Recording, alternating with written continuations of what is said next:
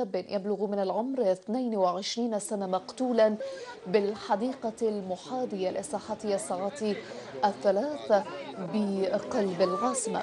ويرجح حسب المعلومات الأولية المتوفرة أن الضحية يكون قد تعرض لطعنات قاتلة بسلاح أبيض. إذن هذه الصور هي حصرية لتلفزيون النهار، نقلها لنا زملاؤنا من قسم الأخبار،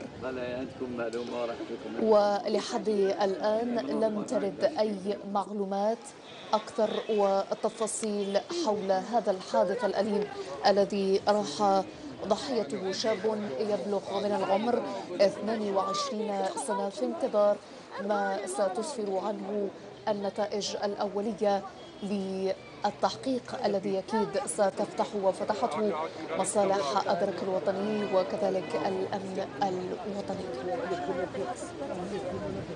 أذكر فقط أن المقتول أو الشاب المقتول عثر عليه ببلدية باب الواد بالعاصمة.